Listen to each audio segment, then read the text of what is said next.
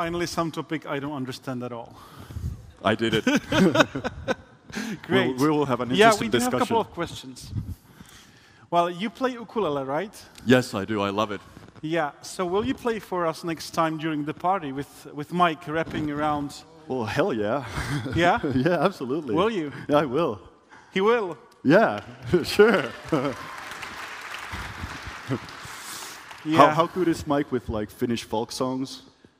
Well, you can agree on that later Yeah, on. we'll do. We'll make it work. In the backstage.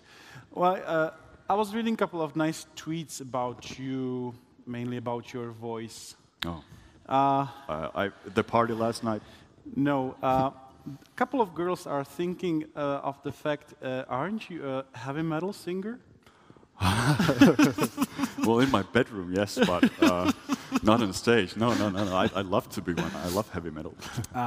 No, more seriously. No, that was fine. That's the level I wasn't expecting, to be honest.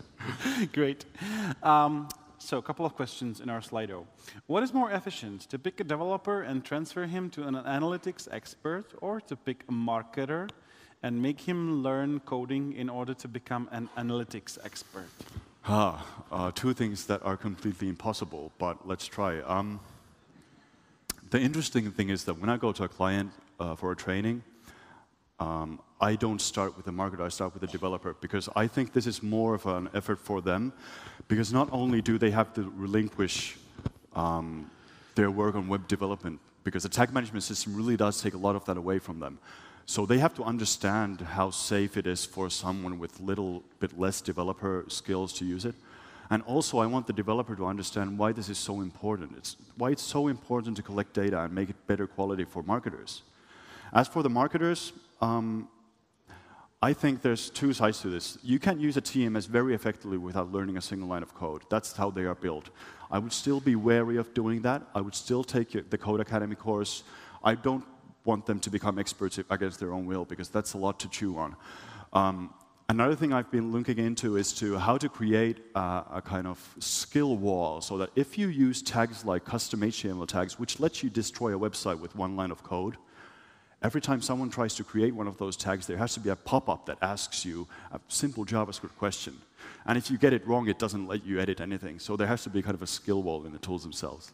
Okay. But seriously, I think both need education, but neither have to become experts. Yeah. But to learn the terminology is very important. Yeah, great. Don't you think that the new GTM UI is worse than the old one? It's a Google product, right? It's it's a Google product, and I can't really be honest here, but no. No, I don't. I honestly think the new UI is really cool. The problem is that the developer team had to work with a set deadline, and that is horrible. That's horrible for any developer. They had a deadline to push it out. I think they did an amazing job with it. It's going in the right direction. There are bugs right now, and they're fixing them. They're putting so much effort into UX right now. That's the next big thing. The only thing I'm concerned about with the new UI is that does it make it too dumb for power users like me?